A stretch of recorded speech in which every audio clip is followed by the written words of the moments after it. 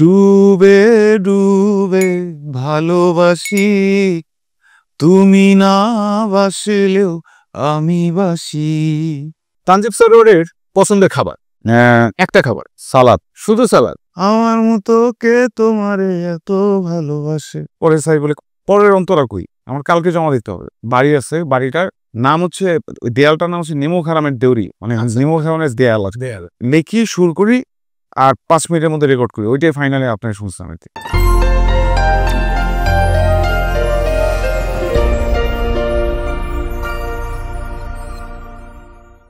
সুপ্রিয় দর্শক, সারা বাংলা আড্ডায় আপনাদেরকে স্বাগতম। আপনাদের সাথে আমি আজকে এই অনুষ্ঠানের সঞ্চালক হিসেবে আছি সুজন আজম। আজকে আমার সাথে যিনি আমাদের সারা বাংলার স্টুডিওতে উপস্থিত আছেন তাকে আপনারা সবাই চেনেন। আমি যদি বলি সেই প্রেমের জাতীয় সঙ্গীত বাংলাদেশে কোনটা, নিশ্চয়ই আপনারা জানেন, মেঘমিলন।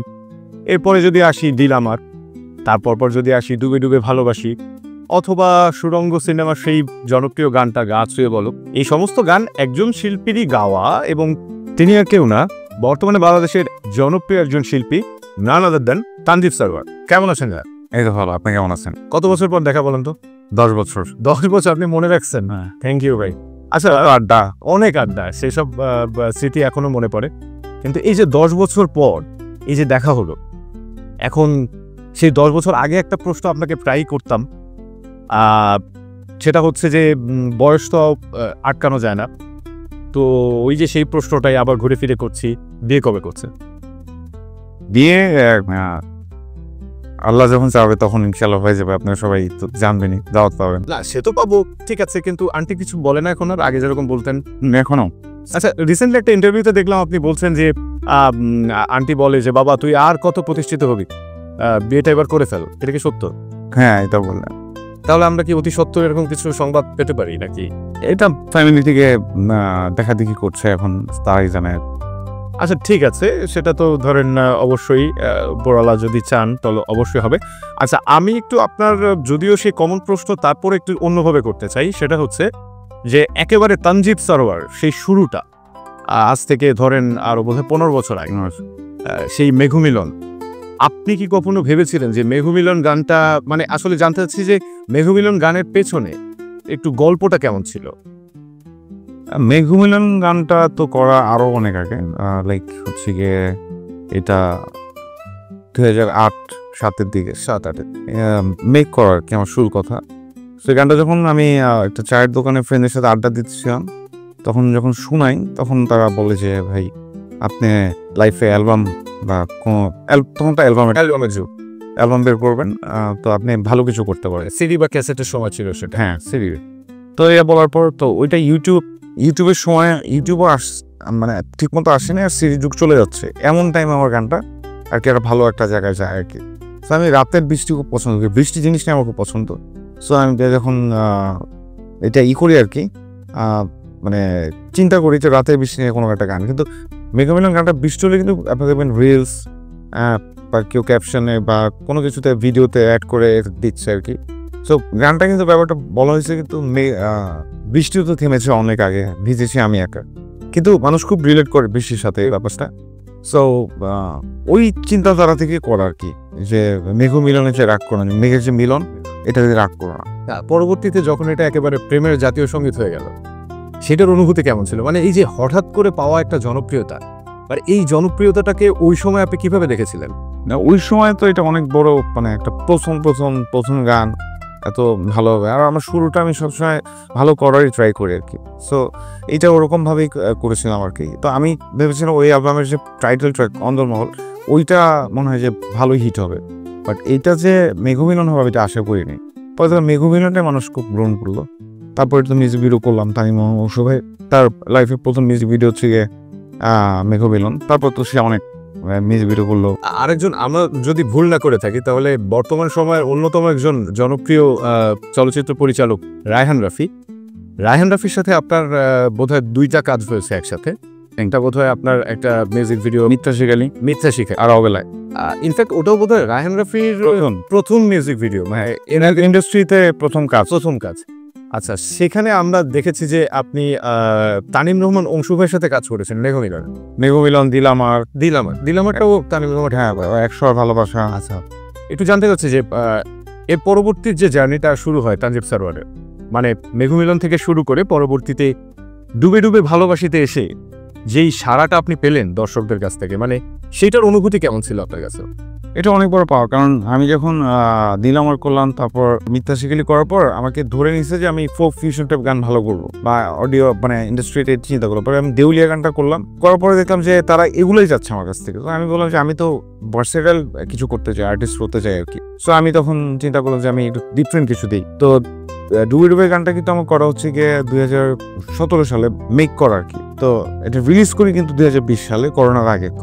তো এরপরে এটা ব্যাপক সাড়া ফেলে। এটা এমনকি ওই টাইমে মানে এখন পর্যন্ত টিকটকে মানে কোনো বাংলা গানের কি হাইয়েস্ট টিকটক হয়েছে এটা দিয়ে, মানে 1 কোটির উপরে টিকটক, এবং ইউটিউবে প্রায় 60 মিলিয়নের কাছাকাছি হ্যাঁ দেখেছি আপনারা। 6 কোটি ভিউ। হ্যাঁ, সো ওইটা একটা বড় পাওয়া ছিল, মানে একটা ব্যাক করা আর কি, মানে কাম ব্যাক করা। কারণ 100 একটা গ্যাপ ছিল বলে বেশ কিছুদিনের, মানে 100 ভালোবাসাটার পরে আমি অনেক গান করেছি, গানগুলো আন্ডাররেটেড হয়ে গেছে। মানে মানুষ অথবা রিলেট করতে পারেনি, অথবা প্রমোশনের ব্যাপার ছিল, অনেক ব্যাপার ছিল, হয় না অনেক সময় অনেক ভালো গান ভালো হিট হয় না। আবার আমি আশা করি না, আশা করেননি সেটা অনেক বেশি সাড়া ফেলেছে। সো এই আর কি। তো 100 ভালোবাসাটা ডুবে ডুবের পরে হিট হয়। আচ্ছা, তো ওইটা কিন্তু 2017 সালে আরো আগে করা। হ্যাঁ, ওইটাকে ছেলে খুব সুন্দর করে কভার করার পর মিনি ভার্সনটা নাকি আবার সুপার হিট হয়। আর আরেকটা গান আছে ভেজা ভেজা চোখ, মিশু ভাই আর হচ্ছে মেহজাবিন এর একটা নাটকে, ওইটাও সুপার হিট কিন্তু হয়। মানে তারপর একটা দারুণ কামব্যাক। তারপর মুভিতে আমার প্রথম মুভি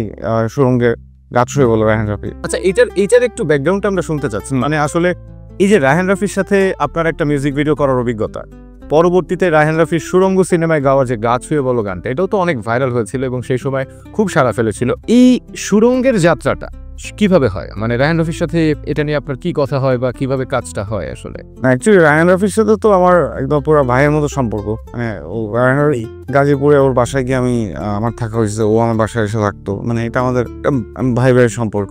সো আমি চিন্তা করছি রাফির সাথে আমার প্রথম কাজটা যেহেতু অনেক ভালো একটা কাজ ছিল, মিথিয়াশিকালি ওই সময়কার মানে খুব জনপ্রিয় হয়েছে, ব্লকবাস্টার একটা গান ছিল। সো আমি চিন্তা করলাম যে ওর মুভিতে গান দিব, তো পুরো মনেও গান দেওয়ার চিন্তা করছে, মানে কিন্তু ভালো একটা কিছু চাই আমি। শুনলাম যে তারপর আমি একদিন নিকেতনের অফিসে আমি গেলাম, তো আমি গানটা দিতে বললাম, 2-3টা গান শুনে এসেছি। কেন জানি আমি কিন্তু এই গানটা আগেই বানানো আমার, কিন্তু সিনেমার চিন্তা করে না আপনার, হ্যাঁ নিজের জন্য। আমি লাইক গোটা পৃথিবীতে খুঁজো আমার মতো কে তোমারে এত ভালোবাসে, এই গানটা জাস্ট শুনে কিছুদিন পর রাফি বলতে বলি আমার একটা নতুন মুভি আসতেছে, আপনি একটা আমাকে গান দেন। আচ্ছা, আমি এই গানটা পিয়ানোতে বাজে জাস্ট পাঠিয়েছি, জাস্ট ফার্স্টের পার্টটা ডেমো হিসেবে। হ্যাঁ, তো এটা পুরো সুরঙ্গের টিম আর নিশুভাইয়ের সাথে নাটকের আমার অনেক বেশি অনেক কাজ। যদি কোনো বাংলাদেশের সিঙ্গার থাকে তার নাটকে বেশি গান গেছে সেটা আপনার। হ্যাঁ, তো মেঘমিলন গানটাও তো নিশুভাই লিপসিং করছিল আর কি একটা নাটকে। সো আমি তখন কি করলাম, পিয়ানো বাজে নিশুভাই সুরঙ্গ টিমের যারা ছিল, চরকি, তারপর পেপসি, বিকাশে যারা এখানে টিম মেম্বার ছিল, সবাই গানটা খুব পছন্দ করে। দেন তমা মির্জা তো আমাকে বলে যে গানটা ভাই এই গানটা আমি করে দিব। এখন মুভির গান আমি তো মানে হঠাৎ করে তাই বলে কে নায়ক কে নায়িকাকে বলে নিশুভাই মুভি করবে। তো আমি একটু অবাক হয়ে গেছিলেন যে ওই সময় তো নিউজ হয় না, এটা তো সিক্রেট ছিল, নিশুভাই মুভি করবে। হ্যাঁ, আমার চিন্তা হলো পরের পর আমার বল 2 দিনের মধ্যে পরের অন্তরাটা লাগবে। তেমন সারা রাত বসে ছোট ভাইটাই নিয়ে, ওরা গান টান গায় না কিন্তু ওদের নিয়ে বসছি, মানে কিছুই হয় না আর কি। পরের পারটা পরে সাজিদের বাসায় গেলাম, মিউজিক তো সাজি সরকার করা। পরে সাজি বলে পরের অন্তরা কই, আমার কালকে জমা দিতে হবে। আমার লাগছে পরের অন্তরা, পরে আমি রেকর্ডিং বলে কি বানাইছো এগুলো তুমি? ও তোমার ফ্রেন্ড, মানে ওরাও সমালোচনা করে আমি, ও আমার সমালোচনা করে, একটা জুটি তানজিদ সরোয়ার এবং সাজি সরকার। হ্যাঁ, তো ও তোমার ফ্রেন্ড আগে থেকে, তো মানে কি করছো এগুলো, মানে কি মানে বুঝলাম না। আমি বললাম আচ্ছা ঠিক আছে তুমি স্টুডিও যাও, আমি ড্রয়িং রুমে বসি। আমি ড্রয়িং রুমে বসলাম, বলে না স্টুডিওতে বসো, কিবোর্ড দিয়ে কিছু একটা বানাও। আমি না তুমি যাও। পরে স্টুডিওতে পাঠাই, আমি ড্রয়িং রুমে বসে আমি জাস্ট পরের অন্তরাটা সিনটা দেখাও, আমাকে সিনটা দেখাইলো। তো দেখলাম যে নদী, ঠিক আছে, নৌকা, তারপর হচ্ছে পাহাড়। তখন আমি বললাম যে পাল ছাড়া না ওর বুকে ঢেউ ঢেউ খেলা করে, আকাশটাও দেখার মতো খুনসু। লিরিক কি আপনারই লেখা? সব গানে তো লিরিক আমার লেখা। আপনারই? আচ্ছা আচ্ছা আচ্ছা, সেটা আপনি কি বললেন আমার সাথে 10 বছর এই মুভিটা না আমি মুভিটা ভাবছেন টিউনটা অনেক শোনা হয়েছে, কিন্তু মুভির গানটা যে মানে আমার 99% গানই আমার সুর। আচ্ছা আচ্ছা আচ্ছা, সো আমি তখন লিখলাম যে দেখে সিনটা, আমি বললাম যে যাও, পাল ছাড়ানো হবে, তারপর পাহাড়ের দেউরিতে ভালোবাসা লেগে আছে তেমন করে বুকের মাঝে তোমায় বসে। এখন অনেকে বলে দেউরি ওয়ার্ডটা আপনি এত আনকমন ওয়ার্ড কই পাই? আমি বলছি মুর্শিদাবাদে একটা জায়গা আছে, ওখানে মির্জাফরের একটা বাড়ি আছে, বাড়িটার নাম হচ্ছে, দেয়ালটার নাম হচ্ছে নেমো খারামের দেউরি, মানে নেমো খারামের দেয়াল আছে মির্জাফরের ওই জায়গাটা। ওইখান থেকে দেউরি ওয়ার্ডটা আমি পিক করছি, যে পাহাড়ের দেউরিতে ভালোবাসা লেগে আছে তেমন করে বুকের মাঝে তোমায় বসি। আচ্ছা, মানে আপনাকে দৃশ্যায়নটা বুঝিয়ে দেওয়া হয়েছিল এবং সেইটা অনুযায়ী হচ্ছে আপনি জাস্ট 10 মিনিটের মধ্যে আমি লিখি, সুর করি, আর 5 মিনিটের মধ্যে রেকর্ড করি। ওইটাই ফাইনালি আপনার শুনছিলাম, 15 মিনিটের কাজ এটা। সো দর্শক শুনলেন এই গানের গা ছুঁয়ে বলো গানের পেছনের ঘটনা। আমরা এবার একটা খুব গুরুত্বপূর্ণ একটা বিষয় যাব, সেটা হচ্ছে যে এখন তো একটা ট্রেন্ড হয়েছে যে একটু সুদর্শন গায়ক নাদের একটু তারা অ্যাক্টিং করে বা একটু নায়ক হতে চায়। তো তানজিব সরোয়ারের কখনো মনে হয়েছে কিনা যে গায়কের পাশাপাশি যেহেতু আমি একজন সুদর্শন, তো একটু নায়ক হওয়া যায় কিনা? মানে ধরেন তাহসান ভাই বা জন ভাই অথবা প্রীতম, আপনার অনেক কলিগরাই তো তারা অ্যাক্টিংও করেছে। ইনফ্যাক্ট প্রীতম তো এখনো অ্যাক্টিং করেই যাচ্ছে এবং সে অ্যাক্টিং এ অ্যাওয়ার্ডও পেয়েছে বোধহয়, যেটা আবার সিয়াম কোনোভাবে মেনে নিতে পারেনি যে একজন সিঙ্গার কিভাবে অ্যাক্টিং অ্যাওয়ার্ড পায়। যাই হোক, আমার কথা হচ্ছে যে তানজিব সরোয়ারের কখনো ইচ্ছা হয়েছে কিনা যে গানের পাশাপাশি একটু অভিনয় করার দিকে যাওয়া যেতে পারে, এরকম কিছু? আমি 2014 সালের দিকে হিমি ভাইয়ের একটা ডিরেকশন একটা নাটকের ফার্স্ট পার্টি ছিল, নায়ক ছিল মেহজাবিন, নায়িকা ছিল মেহজাবিন, নায়ক ছিল তৌসিফ। সো ওইটার মানে আমি ওইখানে তানজিবই থাকি। একটা রেডিওর মানে একটা বই আমি খুঁজে পাই, তো ওইখানে বইয়ের একটা গল্প থাকে, ওইটা রেডিও স্টেশনে আমি গল্পটা বলি। সো ওই পার্টটা, অ্যাক্টিং এর পার্টটা থাকে আমার, ওইটা আমার প্রথম কাজ। বাট একদম প্রফেশনাল নাটকের ক্ষেত্রে আপনি যাদের যাদের নাম বলেন তারা আমার চেয়ে অনেক সুদর্শন। তো প্রীতম বলেন, সিয়াম আমার ফ্রেন্ড সুদর্শন, যদি সিয়াম সিঙ্গার না বলতেছে আর কি, মাঝে মাঝে গান করে, হ্যাঁ, শখের বসে টুকটাকার। সো সবাই আমার কাছের অনেক, কিন্তু নাটক প্রফেশনাল নাটক করার আমার ওই চিন্তাধারাটা এখনো যে কন্টিনিউ করবো এরকম কিছু না। হয়তো কোনো ভালো স্ক্রিপ্ট পেলে বা ভালো কিছু বললাম না, প্রথম চেষ্টা করবেন আর কি। শুরুটা আমি সবসময় একদম মানে বেস্ট করতে চাই, একটু বেস্ট। হ্যাঁ হ্যাঁ, যেটা গানের ক্ষেত্রে হয়েছে, হ্যাঁ, সেটা অভিনয়ের ক্ষেত্রেও আমরা এই স্টেপ আমি ওইভাবে করে ফেলবো। আচ্ছা, তো সম্ভাবনা আছে কিনা, মানে দর্শকদেরকে যদি একটু বলেন যে কখনো আপনাকে দেখতে পাবে কিনা? আবার দর্শকদের বলবো আমি যদি ওরকম নিজেকে মনে করি যে আমি হ্যাঁ ওই লেভেলে, হ্যাঁ আমি মিউজিক ভিডিওতে অ্যাক্টিং করি, ওরকম মনে করি, তাহলে সামনে সম্ভাবনা থাকতে পারে আমি করতে পারি আর কি, যদি ওরকম নিজেকে তৈরি করতে পারি। আচ্ছা, তানজিব সরোয়ার যদি একজন সিঙ্গার না হতেন তাহলে তানজিব সরোয়ার কি হতেন? তানজিব সরোয়ার ভালো ছবি আঁকেন, এটা আমরা অনেকেই জানি। যারা তানজিব সরোয়ারের ভক্ত আছেন তারা জানেন উনি খুব ভালো একজন ছবি আঁকিয়ে। এছাড়াও আমি কিছু বিষয় তার সম্পর্কে জানি, তিনি কিন্তু একজন মার্শাল আর্ট আর্টিস্ট। হ্যাঁ, মিক্স মার্শাল আর্ট। দেন হচ্ছে ব্যাডমিন্টন চ্যাম্পিয়ন ছিলাম, আর আমি ধানমন্ডি ক্লাবে হচ্ছে গিয়ে ফুটবলে হচ্ছে ডিফেন্সে খেলতাম। আচ্ছা, দেন কিভাবে যে গানে চলে আসলাম আমি জানি না। আচ্ছা, যদি গায়ক না হতেন তাহলে কি? আমার স্বপ্ন ছিল আমি আর্মি অফিসার হব। আচ্ছা, এখন তো আর নেই না, এখন হইতেও পারবো না আমি। আচ্ছা, তো আমরা আরেকটা, আমার আব্বুর স্বপ্ন ছিল আমার। আচ্ছা আচ্ছা আচ্ছা আচ্ছা, আপনারও স্বপ্ন ছিল। এটা মানে ছোটবেলায় হয় না যে আমাদের যে উড়ু উড়ু মন থাকে, মনে হয় যে এখন মনে হচ্ছে আর্মি হব, আবার কিছুক্ষণ পরে মনে হচ্ছে পাইলট হব, আবার মনে হচ্ছে বাবা মার ইচ্ছায় ডাক্তার বা ইঞ্জিনিয়ার হব, এরকম তো শিফটিং হতো ছোটবেলায়। তো এখন তো আর এরকম শিফটিং কিছু নাই, মানে অর্থাৎ তানজিব সরোয়ার যেহেতু একজন সিঙ্গার, তিনি আমৃত্যু সিঙ্গার পরিচয় বেঁচে থাকতে চান, এটা কিছুই কি? হ্যাঁ, সিঙ্গার এর পাশাপাশি আর কি কিছু করার ইচ্ছা আছে? না, এর পাশাপাশি বিজনেস করি, আমার কারের বিজনেস আছে আর কি, রয়্যাল ড্রাইভ বিডি আর কি, নিকেতনে। এটা আমার দুলা হয়েছে, তার সাথে আমি পার্টনারশিপে বিজনেস করছি। আর হচ্ছে আমি ছোটবেলাতে তো ক্যাডেট ছিলাম, আমার বিএনসিসি করতাম। সো ওইটা থেকে আমার ইচ্ছা ছিল, কিন্তু হয় না আর কি, যেটাই ওঠে এইটাই। আচ্ছা, আমরা আরেকটা বিষয়ে একটু আসি। বাংলাদেশে আসলে মিউজিশিয়ানদের ক্ষেত্রে একটা খুব কমন একটা ইস্যু দেখা যায়, সেটা হচ্ছে যে অধিকাংশ ক্ষেত্রে তাদের যে প্রাপ্য রয়্যালিটি সেটা তারা পান না। এটা নিয়ে অনেকেই অনেক অভিযোগ করেন, আমি আসলে নাম মেনশন করে বলতে চাচ্ছি না, বাট এটা একটা কমন অভিযোগ যে আমাকে প্রপার রয়্যালিটিটা দেওয়া হচ্ছে না। তো সেই ক্ষেত্রে আপনি কি কখনো এরকম রয়্যালিটি না পাওয়া বা হচ্ছে আপনাকে ঠকানো হয়েছে, এরকম কি কোনো ঘটনা? আমরা কিন্তু শুনেছি যে মেঘমিলন গানের ক্ষেত্রে এরকম একটা সমস্যা হয়েছিল, আপনি কিন্তু বলবেন আমাদেরকে যে কি হয়েছিল? মেঘমিলন গানটা তো যে কোম্পানির সাথে, আমি কোম্পানির নামটা বললাম না, বাট মেঘমিলন কোন কোম্পানি থেকে রিলিজ হয়েছে সেটা আপনিও জানেন। তো সেই কোম্পানি থেকে আমাকে যে রয়্যালটি দেওয়ার কথা তারা কোনো রয়্যালটি দেয় নাই। বাট ইউনো মেঘমিলন ওই সময় কলার টিউন, সবার মোবাইলে কলার টিউন কিন্তু ছিল সিস্টেম। আপনার মোবাইলে টেক্সট গেছে, এমনকি আমার মোবাইলে টেক্সট আসছে যে মেঘমিলনটা কলার টিউন করা সেট করতে হবে এরকম কিছু। আমি অনেককে ফোন দিয়ে এই কলার টিউনটা শুনতাম, ওইটা। তারপর সিডি যে সেল করা, যে আমার এটা প্রত্যেকটা রাইটসটা, প্রত্যেকটা রয়্যালটি আমি কোনোটাই পাইনি আর কি, আমাকে ঠিকমতো দেওয়া হয় না আর কি।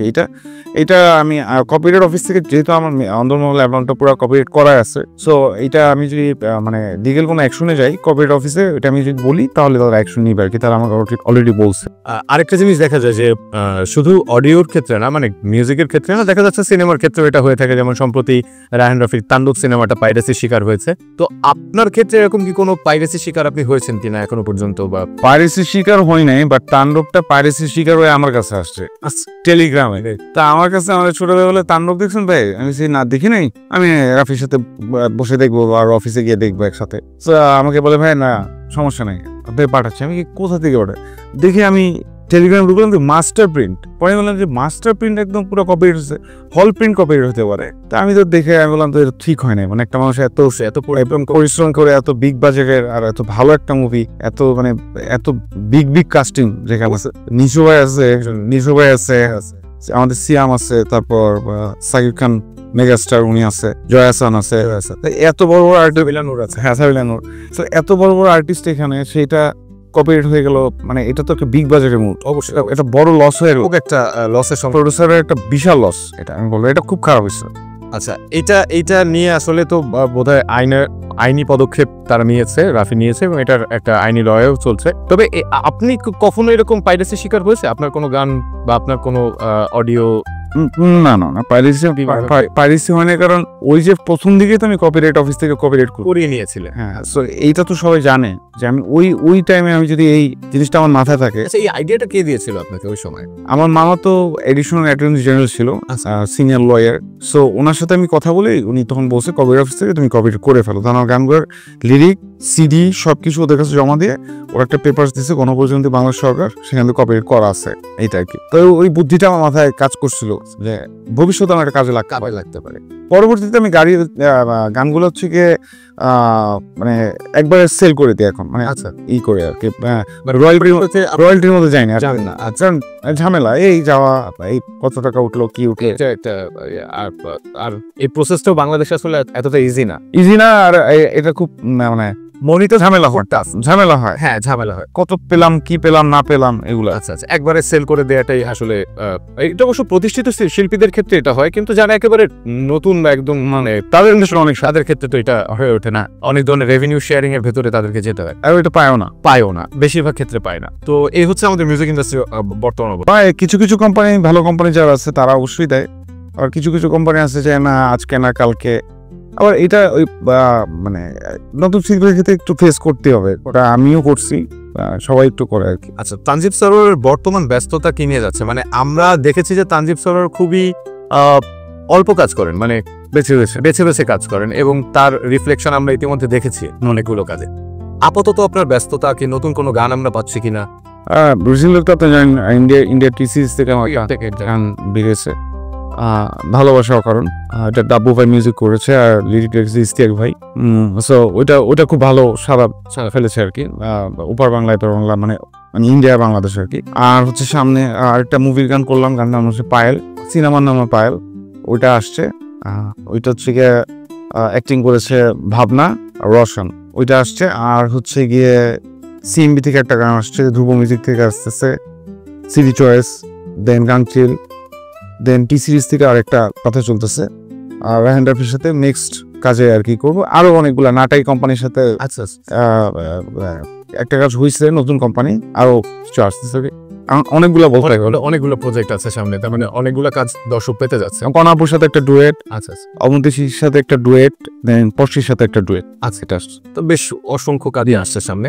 একটা ইম্পর্টেন্ট বিষয় আপনাকে একটু আমরা মানে আপনার কাছ থেকে জানতে চাচ্ছি, সেটা হচ্ছে যে জীবনের প্রথম চলচ্চিত্রে গান করলেন সুরঙ্গের গা ছুঁয়ে বলো। জীবনের প্রথম গানে 6টা অ্যাওয়ার্ড, আপনার অনুভূতি কি ছিল?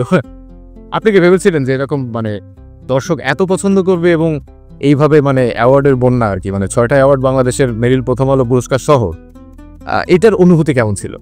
এইটা বেস্ট অনুভূতি, কারণ আমার কথা হচ্ছে কি, আমি শুরুটা সবসময় চাই যে বেস্ট হবে। মানে আপনি একটা ডায়লগ আছে যে, মানে এটা হরিয়ানার ভাষায়, আগার তো সিলভার জিততি তো লোক ভুল যাবে, আগার তো গোল্ড জিততি তো মিসাল বাল যাবে। মানে হচ্ছে গিয়ে আপনি যদি সিলভার পান আপনাকে মানুষ ভুলে যাবে, আর আপনি যদি গোল্ড পান তাহলে আপনি উদাহরণে থাকবেন, সবার উদাহরণ হয়ে তো উদাহরণ হয়ে থাকতে হবে যে এইটা কিন্তু এই জিনিসটা কিন্তু কেউ ব্রেক করতে পারবে না। নিশু ভাইয়ের প্রথম সিনেমা আর আমার প্রথম সিনেমার গান, দুইজনের জুটিটা, আর ওইটাই যে এতগুলো অ্যাওয়ার্ড আমি যে অ্যাচিভ করতে পারছি, এটা তো মানুষের ভালোবাসা। দেন যারা জাজ ছিল তারা অবশ্যই এটাকে ভেবে চিন্তেই তো আমাকে অ্যাওয়ার্ডটা দিচ্ছে। সো আমার জন্য এটা অনেক বড় পাওয়ার। না অবশ্যই, একেবারে জীবনের প্রথম সিনেমার গান, সেখানে 6টা অ্যাওয়ার্ড এবং এরকম সারা, এবং সম্ভবত এটা শুধু জাতীয় চলচ্চিত্র পুরস্কারটা তো সামনে, ওইটার জন্য আমরা দোয়া করছি, ইনশাল্লাহ দোয়া করবেন, আপনারা দোয়া করবেন ইনশাল্লাহ। তাহলে তানজিব সরোয়ারের বর্তমান ব্যস্ততা তো আমরা জানলাম। আমরা এখন আরেকটা ইস্যু নিয়ে জানি, সেটা হচ্ছে যে তানজিব সরোয়ার, আমরা জানি যে তানজিব সরোয়ার কিন্তু গানের পাশাপাশি তিনি মিউজিক ভিডিওতেও নিয়মিত অভিনয় করেন, মানে তার নিজের গানে। তো নেক্সটে আমরা কি এই ধারাটা অব্যাহত দেখতে পাবো? দেখতে পারেন, নাও পারেন। আবার কেন, মানে না পাওয়ার কি বিশেষ কোনো কারণ থাকতে পারে? ডিমান্ড করে এখন মিউজিক ভিডিওতে দেখা যায় যে আমি তখন, কিন্তু দর্শক তো আপনাকে পছন্দ করছে, মানে আপনার স্ক্রিন প্রেজেন্সটা তারা উপভোগ করছে। না, আমি তো চেষ্টা করবো থাকার। আচ্ছা, এখন যেমন টি সিরিজের গানটা ওইটা অফার করেছিল, কিন্তু এটা ইন্ডিয়া যেত, তো এটা জন্য আমি বলছি যে আপনাদের মতো করে ফেলেন আর কি। আচ্ছা আচ্ছা, তো ওরকম ভাবে তারাই তাদের মতো করছে। যে দুজন ছিল আর কি মডেল, দুজনে হাজব্যান্ড ওয়াইফ। আচ্ছা আচ্ছা আচ্ছা, আমাদের তো চাই। এবার একটু ফিরে আসি ডুবে ডুবে ভালোবাসি। একদিনের মধ্যেই টিকটকে একটা বিশাল সাড়া ফেলে, মানে এই ঘটনাটা কি ছিল একটু বলবেন আমাদের? এটা ডুবে ডুবে রিলিজ হওয়ার কথা ছিল সেদিন রিলিজ হয় নাই। চন্দনের চৌধুরী দাদার হচ্ছে কম্পিউটার ক্র্যাশ করে। আমি 8টার সময় রিলিজের কথা বলি, সবাই ওয়েট করেছিল। তো ওইটার যে মোশন পোস্টার, যেটা পোস্টার, এগুলো সবাই দেখে ফেলছে। রিলিজ হয় পরদিন 11টার সময়, সকাল 11টায় রিলিজ। এখন আমরা রাতের টিআরপি কিন্তু একরকম দেখি, আবার দিনের টিআরপি এরকম। সো ওইটা হয় না। আমি চিন্তা করছি কি হইলো এটা, মানে পরে দেখলাম যে আমার একটু পরে সবাই ফোন আমাদের, ঠিক আছে, যে ভাই গানটা ভালো হয়েছে, মানে আপনি মনে টেক্সট করছেন আমাকে যে ভাই গানটা সুন্দর। তারপর যতজন, মানে মিলন মাহমুদ থেকে শুরু করে সাংবাদিক, তারপর হচ্ছে আমার আশপাশে লিরিসিস্ট, যে এই লিরিক যে গোপনে ভালোবেসেছে বাড়ি ফেরা পিছিয়েছে তোমার, মানে আমি বললাম কি ব্যাপার। পরে ঢুকে দেখলাম যে মানে আনকাউন্টেড, মানে এটা মানে ভিউটা টিকটকে না, মানে ইউটিউবে। আচ্ছা আচ্ছা, পরে আমি একটা ফ্রেন্ডকে বললাম এটা একটা টিকটক করো। আচ্ছা, ও নর্মাল একটা টিকটক করছে, করার পর দেখলাম যে ও মানে 4-5 থেকে সবাই আমাকে ইনবক্স করছে। ঠিক আছে, করতে করতে করতে করতে আমি সেভ করতে করতে কম্পিউটারে শেয়ার করতে করতে আমি আর পারতেছি না। পরে দেখি 1 মাসের মধ্যে 1 কোটি প্লাস টিকটক হয়েছে। আচ্ছা, মানে বসে 1 কোটি প্লাস। বাংলাদেশে এ যাবৎকালের একটা রেকর্ড। আপনি ওইটা কোনো গানে আপনি হ্যাশট্যাগ দিলে, জি জি, ডুবে ডুবে 1 কোটি প্লাস। আর তারপর ওগুলোর ভিতরে যদি ঢুকেন, ওইটা দিয়ে আবার অনেকেই 100টা করছে। সো ওইটা তাহলে আপনি কাউন্ট করেন কতটুকু হইতে পারে। আচ্ছা, গানটা এতটাই জনপ্রিয় হয়েছিল যে একজন জনপ্রিয় ব্লগার তৌহিদ আফ্রিদি, হ্যাঁ, উনিও টিকটক করেছেন এবং আপনার স্টুডিওতে এসে আমরা একটা ভিডিও দেখলাম। হ্যাঁ, আপনার সাথে মানে উনি গানটা গেয়ে শোনাচ্ছিলেন আপনি? না, ও বলছে যে আমার মনটা খারাপ হয়, আমি এসে গানটা শুনবো। আমি ঠিক আছে। আচ্ছা আচ্ছা, তা আসলে আমি আপনার কণ্ঠে গানটা শুনতে চাচ্ছে, সেটা মানে এটা কি আপনার স্টুডিওতে বসে? আমার বাসায়, হ্যাঁ। আচ্ছা আচ্ছা, দুজনের সম্পর্ক বেশ ফ্রেন্ডলি মনে হয়েছে আমার। হ্যাঁ, আপনারা কি পূর্ব পরিচিত ছিলেন? না, আফ্রিদির সাথে আমার মানে ওর টিভি চ্যানেলে আমি প্রোগ্রাম করতে চাই, দেন আমার গানের খুব পছন্দ করে আর কি, আগে থেকে আর কি। ওই থেকে আমার পরিচয়, ফেসবুকে পরিচয়। দেন তারপর ও হঠাৎ করে ও মানে বলে আসবো বলে আর আসে না। আচ্ছা, এই মানে এরকম। তো আমি বলছি ওই দিনও ফাইজলামি করতেছ না, পরে বলে নিচে ব্যাটে করে মিলে গেছে। পরে আসলো, আসার পরে বলে ভাই গানটা গাও, গাইলাম। আচ্ছা, এবং সেই ভিডিওটা অনেক ভাইরাল হয়েছে। তানজিব স্যার, আমরা প্রায় শেষের দিকে, আমরা এখন কিছু র্যাপিড ফায়ার কোশ্চেন করি। ওকে, যেমন ফার্স্ট আমরা বলবো যে তানজিব সরোয়ারের দেশের মধ্যে, বাংলাদেশের মধ্যে প্রিয় শিল্পীকে, যে কোনো একটা নাম। বাংলাদেশের মধ্যে প্রিয় কম্পোজার, শিল্পী, গায়ক, মানে সে একজন কম্পোজার হতে পারে, একজন গায়কও হতে পারে। তাহলে তো আমার মানে গীতিকার, সুরকার, তাহলে ওইভাবে বলি। আপনি শিল্পী বলে, শিল্পী হচ্ছে ভোকাল যদি আমি বলি, শুধু ভোকাল, ওয়ারফেজে মিজান ভাই। আচ্ছা। আর সুরকার and composer, music director Habib Wahid ভাই। হাবিব ভাই। তারপর হচ্ছে গিয়ে গীতিকার হচ্ছে প্রিন্স মাহমুদ ভাই। প্রিন্স মাহমুদ, হ্যাঁ। ওয়ান অফ দ্য লেজেন্ডারি গীতিকার বাংলাদেশের একজন। হ্যাঁ, প্রিন্স মাহমুদ আমার খুব ক্লোজ বড় ভাই। উনি সাধারণত কারো বাসায় হয়ে যায় না, আমার আব্বু যখন অসুস্থ তখন সে আমার বাসায় আব্বুকে দিয়ে পেয়েছে। আচ্ছা আচ্ছা, প্রিন্স মাহমুদ ভাইয়ের সাথে কি আপনার কোনো কাজের অভিজ্ঞতা হয়েছে কোনো? প্রিন্স মাহমুদ ভাইয়ের সাথে একটা সারপ্রাইজ আছে, আচ্ছা, এটা সারপ্রাইজ। সে বলতে না করছে, আচ্ছা বললাম না। তো এটা সারপ্রাইজ থাক, দর্শক আমরা নিশ্চয়ই পরবর্তীতে জেনে নেব। তবে এইটুক তো বুঝে গেছেন আপনারা যে সামনে একটা খুব ভালো খবর আসতে যাচ্ছে, প্রিন্স মাহমুদ এবং তানজিব স্যারের একটা যুগল কিছু আমরা দেখতে পাচ্ছি। আচ্ছা, এবার তাহলে একটু দেশের বাইরে যাই। দেশের বাইরে তানজিব স্যারের প্রিয় শিল্পী একটা নাম শুনতে চাই, যে কোনো একটা। দেশে আমার আইকন নুসরাত ফতেহ আলী খান স্যার। সেটা তো আমরা জানি, সেটা আমরা যারা তানজিব স্যারের ভক্ত তারাও জানে। নুসরাত ফতেহ আলী খান সাহেবের পরে আর কি আছে? ইয়ার রহমান, মাইকেল জ্যাকসন। মানে আর কিছু বলার কোনো অপশন নেই, এমন দুইটা নাম নিয়ে নিয়েছেন। আচ্ছা, এবার যদি আপনি সিনেমা দেখেন তো, হ্যাঁ, সিনেমা কি ধরনের সিনেমা দেখা হয়? সব ধরনের সিনেমা আমি দেখি। সাউথের সিনেমা বেশি ভালো লাগে, ইন্ডিয়া। South Indian cinema. আচ্ছা, দেশের সিনেমা কি ভালো লাগে? অবশ্যই। একটা সিনেমা বলেন যেটা আপনার এই যাবৎকালে খুব দাগ কেটেছে বা আপনার খুব পছন্দ হয়েছে এরকম। সুরঙ্গ। সুরঙ্গই মানে নিজে গান দেওয়া সিনেমাটাই? আচ্ছা ঠিক আছে, যেহেতু আমার গান আমি ওটা ব্যতীত, এটা কেমন থেকে কেমন। কেমন থেকে কেমন। আচ্ছা, তানজিব স্যারের পছন্দের খাবার একটা খাবার? সালাদ। শুধু সালাদ? আমি তো জানি আপনি ভালো কাচ্চি বিরিয়ানি। না, বুটো সালাদ। হ্যাঁ। আচ্ছা, মানে এটা সময়ের সাথে সাথে খাবারের টেস্টও চেঞ্জ হয়েছে। আচ্ছা, তানজিব স্যার এই নামটাকে মানে যদি আপনি এইভাবে দেখেন যে আপনি তানজিব স্যার না, আপনি দূর থেকে দেখছেন যে সামনে তানজিব স্যার, কি মনে হয় এই মানুষটার আর কি করা উচিত? আপনি তানজিব স্যার না, আপনি তানজিব স্যারকে দেখছেন, এই মানুষটার আরো মানে কি বলবো, মানে তার কি কি দুর্বলতা, তার কোন কোন জায়গাগুলোতে আরেকটু কাজ করা উচিত, এরকম কিছু? তানজিব স্যার একটু বেশি বাসায় থাকে। আচ্ছা, বাইরে কনসার্ট, শুটিং, রেকর্ডিং কাজ ছাড়া খুব কম বের হয়। আচ্ছা, এটা আপনি জানেন। এটা আমি জানি। ওই আগে যে আমরা আড্ডা দিতাম ওরকম এখন আর হয় না, আর বাইরে যাওয়া ওরকম হয় না। ইদানিং কাল একটু ট্রাই করতেছে আর কি, এটা উচিত তার করার, মানে আরেকটু সামাজিক হওয়া উচিত। হ্যাঁ, একটু বাইরে বাইরেটা যাওয়া উচিত, একটু আরেকটু ভাই ব্রাদার যারা আছে তাদের সাথে একটু দেখা সাক্ষাৎ করা উচিত। আচ্ছা, তাহলে এটা কন্টিনিউ করবেন আশা করি না? হ্যাঁ, ওকে। যেহেতু ওই যে 10 বছর পর আপনার সাথে দেখা হলো, তার মানে এই 10 বছর আপনার দিক থেকেও কোনো সাড়া নেই, আমার দিক থেকে আমি তো ছিলাম না মাঝখানে দীর্ঘ সময় একটা দেশের বাইরে। সুপ্রিয় দর্শক, আমরা কিন্তু যেতে যেতে এরকম একজন শিল্পীকে পাশে পেয়ে আমরা গান শুনবো না তা কিন্তু হতে পারে না। তো আমরা একটা গান শুনতে শুনতে বিদায় নিব। তানজিব ভাই, আমরা একেবারেই শেষে, খুব সুন্দর একটা আড্ডা হলো, আর বেশি ভালো লাগছে যে অনেক লম্বা সময় পরে আপনার সাথে দেখা এবং এরকম একটা আড্ডা। আর ধন্যবাদ সারা বাংলাকে, কারণ সারা বাংলার আড্ডাতে এসেই আপনার সাথে কিন্তু এত বছর পর দেখা হবে। হ্যাঁ। তো এখন আপনি যদি দর্শকদের, আমাদের সারা বাংলার দর্শকদের উদ্দেশ্যে কিছু বলতে চান, এটা একটু বলবেন, এবং তারপরেই আমরা হচ্ছে আপনার গান শুনতে শুনতে আমরা বাড়ি চলে যাব। সারা বাংলা দর্শককে আমার পক্ষ থেকে সালাম আলাইকুম। আর হচ্ছে গিয়ে আমার ফ্রেন্ডদেরও আমার পক্ষ থেকে স্যালুট, সবসময় ভালোবাসা তাদের জন্য আমি এই জায়গায়। আমাকে এখানে ইনভাইট করার জন্য অনেক অনেক ধন্যবাদ ভাইকে, আপনাকেও ধন্যবাদ। আর হচ্ছে আপনারা সবসময় সারা বাংলার সাথেই থাকবেন, এটাই কাম্য। ভালো থাকবেন তানজিব ভাই। তাহলে আমরা একেবারে যেহেতু শেষে গান শুনতে শুনতে আমরা বিদায় নিতে চাই, তো আমরা না হয় গানের সিলেকশনটা আপনার উপরে ছেড়ে দিচ্ছি।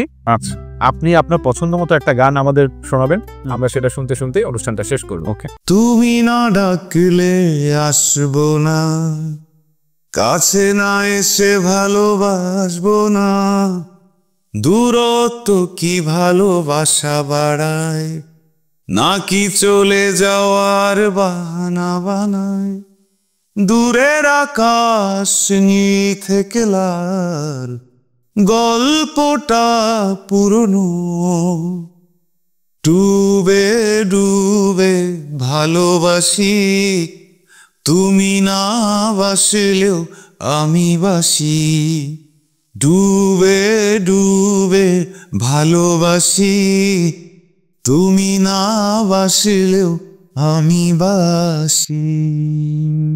অনেক ধন্যবাদ তানজিব ভাই আমাদেরকে সময় দেওয়ার জন্য। সুপ্রিয় দর্শক, আমরা অনুষ্ঠান শেষ করতে যাচ্ছি, তবে আমরা সারা বাংলার পক্ষ থেকে আপনাদেরকে একটা সংবাদ দিতে চাই। সেটা হচ্ছে সারা বাংলা কিন্তু বিনোদন এবং সাহিত্য, খেলাধুলা সমস্ত কিছু নিয়েই কাজ করে। তো এরকম আরও আপনাদের পছন্দের কোনো সেলিব্রিটিকে যদি আপনারা আমাদের সারা বাংলা আড্ডা অনুষ্ঠানে দেখতে চান, অবশ্যই আমাদের ফেসবুক পেজে এই ভিডিওর নিচে কমেন্ট করবেন যে আপনারা কোন শিল্পীকে দেখতে চান, এবং ইউটিউবেও আমাদের চ্যানেলের ভিডিওর নিচে কমেন্ট করে আমাদেরকে জানাবেন।